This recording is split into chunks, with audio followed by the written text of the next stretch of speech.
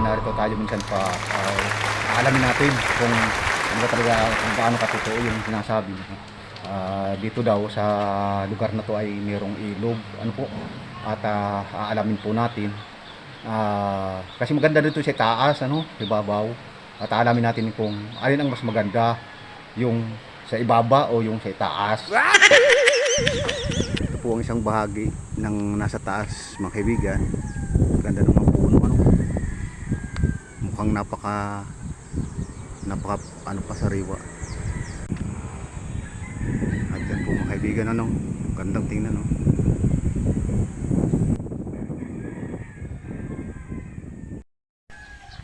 Sarap sumilong sa ilalim ng puno na to, mga kaibigan. Ano po, hindi ko alam kung anong pangalan dito. Kayo po alam ba nyo? Hindi naman tayo mga botanist, ano, mga scientist. Pero kinakain po ng mga maya yung bunga niya. Nakakawig sa bunga ng yung baliti. Wala man lang kahit isang ibon.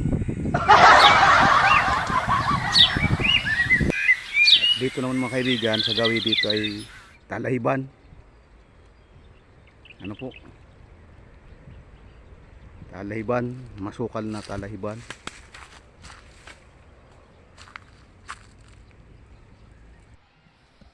Oh my God!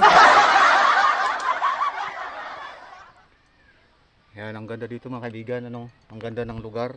Kung mapapansin po nyo, nakakatakot lang, ano? Itong dinadaanan ko. Ano po? At sana ay maayos po, ano? Para yan yung baging. Yung baging po dyan, no? At mamaya po, tulad ng halaman na yan, nakikita nyo sa bandang unahan. Yan, yan. Yan. Papakita ko po sa inyo kung anong kahalagahan yan sa atin, ano, mamaya. At sana po ay may matutunan tayo sa lakad natin ito. Ayun ba? Nadulas. Mga kaibigan, may mga maliligo kasi itong pupuntahan po natin ay may ilog. Ano? Oh. Saan kayo pupunta, Toy? Liligo kayo? Hindi po. At titingnan din natin, susundan natin yung mga bata para alam natin may ilog daw dito sa may baba.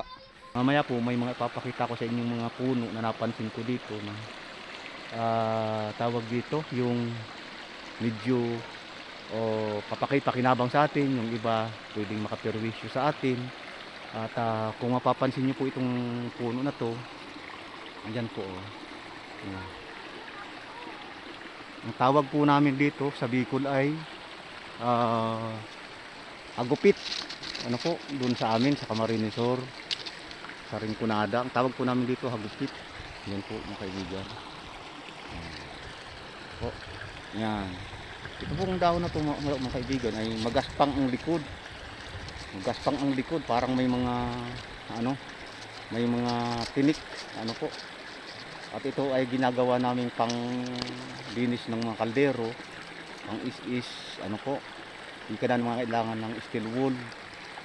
Ano po, ito po yun. Ang bunga po niya, mga kaibigan, ay ganito. Kung mapapansin po niyo, yan po. Yan. Ito po, kapakipakinabang sa atin to. Ano? Para makatipid ka po kayo kung nasa bakuran nyo, meron pong punong ganito, magagamit na po nyo ito. Panglinis ng mga kaldero, kaserola. Ano po, wag lang panglinis ng kuko. Ayun, kanina may isang uri ng halaman na lubhang pakipakinabang sa atin, ano po, na isang halaman din na ipapakita ko po sa inyo at ibubunyag kung anong kahalagahan yun sa atin. Ano po mga kaibigan, ito po yung tawag naman po namin sa anong to, nakakawig din po ito sa po, nakakawig sa tibig. Ano po, ang tawag po namin ito sa Rinconada, sa Camarines Sur ay balaoy. Ano po mga kaibigan, balaoy. Ang ano po niyan, ang bunga niyan ay kinakain ng ibon pagka hinog na. Pero iwasan lang po ninyo yung dagta niyan, kasi ang dagta po niyan madilaw-dilaw. Ano po? At yan po ay nakakairita ng balat. Ano po? At yan po mga kaibigan ay na o kaya napatakan ang katawan ninyo o yung balat ninyo ng bunga niyan, ay mangangati po yan at may irita. Ano po? Yan mga kaibigan, oh, may bata pang papupunta sa ilog. Oh. Wala nang tubig, Bi? Eh, Wala nang tubig? meron papunta. Di Ha? ba po nawawala ng tubig yan? Di nawawala ng tubig. Ilog po yun. Ay, ilog. Ito mga kaibigan, sinasabi ko, ano? Ang tawag namin sa puno na to ay ingas. Ano po? Ang dahon po nito mga kaibigan, maputi, medyo maputi ang likod. At nakakabig po siya sa mangga, no? Ano po? Ngayon, pag namulaklak po yan ng kulay dilaw, nakakairita po yan ng balat. Ito po yun mga kaibigan. Ito po yun mga kaibigan, yung halaman na sinasabi ko. Yan, medyo namumuti-muti po ang likod. At yan po ang bulaklak niya. Pagka nangipadkad na po yan, ay mga pollen grains po yan. Yung delikado po yan sa balat, makati po yan. Ano po? Yan po, kaya iwasan po ninyo pag nakakita kayo sa gubat ng ganitong halaman, lalo pagka namumulaklak. Ito po ang puno niya.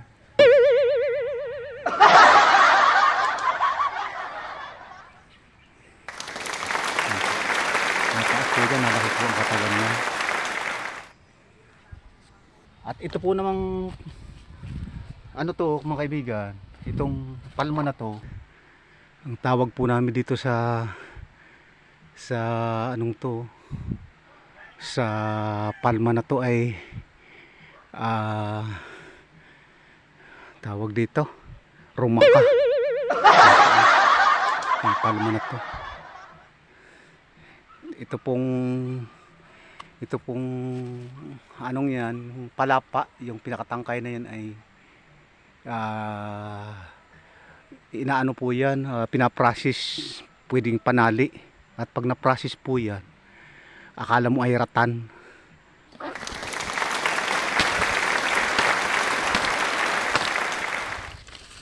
Ang tawag po namin dito ay rumaka. Ano? At ito po ay ginagawa namin panali, ano, mga kaibigan. Papakita ko po sa inyo. Ito po, ginaganyan po yan. Yan. Makikita po nyo may na kukuha po akong, at ito po ay pwede ng panali. Pag nasa bundok po kami, ginagamit namin itong mga panali ng mga gatong o kung anong kinakailangan na gagawa ka ng dampa o masisilungan sa bundok, ano, for let's say for survival, ano po, magbubuhat po yan din sa palapa, ano, ng palma na to. Yan po, yan po. Yan. Nakakawig po yan sa yan po, ano. At ito namang anong ito mga kaibigan, puno, ang tawag namin dito pansaw. Ano? Pansaw. Di ko alam kung anong scientific name o tawag dito sa Tagalog. Ito sa amin, tawag namin dito pansaw. Medyo mabango siya pag binali mo siya. Ano? Pagka dinamukos mo yung ano niya, medyo mabango, ano? Pero epektibong pangtanggal po yan ng hanip. Alam nyo po yung hanip, yung mga ano sa manok, pagka ang manok ay tulad nitong summer, at ang manok po ninyo, ang inahin nyo ay naglilimlim, may makikita ka dyan makakating mga ano po yun. Lagay nyo lang sa paligid ang pugad nyo na mawawala po yung hanip. Ano?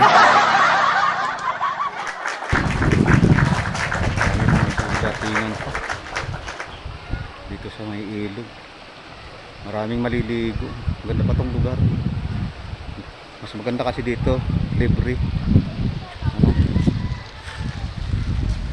titingnan po natin ano kung anong mayroon dito sa ilog na to, ano mga kaibigan. Kaya samahan nyo po ako, ano, mamaya magtatampisaw din tayo, subukan natin. Sana ay maging kanais-nais. May isda? Marami? Anong isda dyan? Tilapia? Malamig ang tubig? Malamig? Malamig? Mainit ang tubig? Oh, grabe. Hindi tayo makakapaligo niya. yan mga kaibigan, ano, kikita natin yung ano, yung ganda sa tabing yan, sa riverbank, may riverbank. Ano, at nakakaaliw sa mata na makakita ng ganito pang lugar. Ano, although na ang Calabarzon po ay unti-unting ginagapang ng sibilisasyon. Ano po, pero may mga lugar pa pala dito napapanatili yung kumbaga kalikasan, although na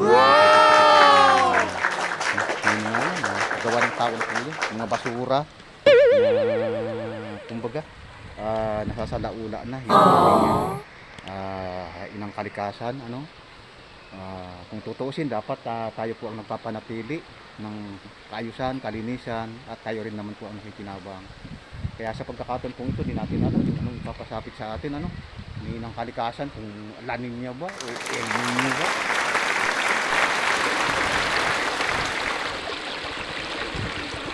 Malinaw din po siya mga kaibigan, at medyo malamig din yung tubig, ano.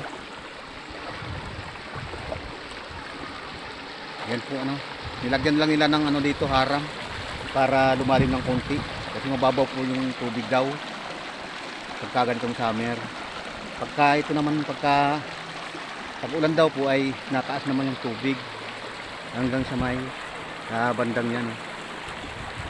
Ngayon lang po nangyari na mababa dahil sa sobrang init, ano, yung panahon, ano. Natutuyo na yata ang bukal, ano, yung mga bukal ng tubig natutuyo na yung mga kaibigan. Yan.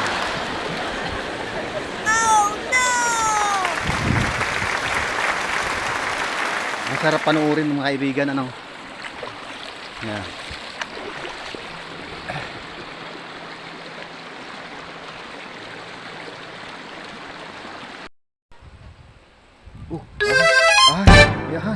Ahas. Ahas.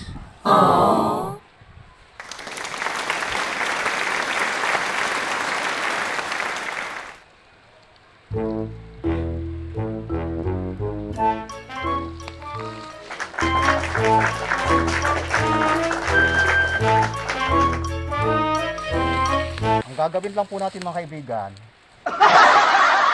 hahanapin natin yung buntot. Kung nasa lungga, nakalabas po yung buntot niya. Ano po? Ngayon, hawakan po natin yung buntot niya dahan-dahan. Ano, hanggat yung ulo niya nasa loob, hawakan po natin yung buntot. Saka yung hilahin pa, labas hanggang sa mahawakan po natin yung ulo niya. Pag nahawakan natin yung ulo niya, ayan po. Ano po? Ayos gagayahin ng mga bata ito po.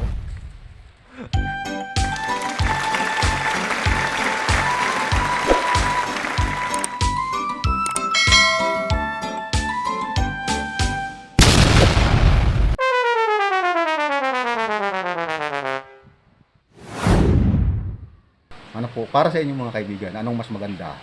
Sa ibaba o yung nasa itaas?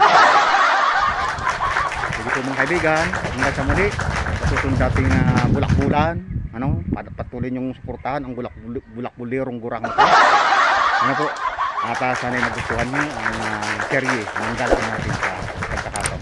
Bye-bye po, salamat, subscribe, like po, at follow. Okay po, bye-bye.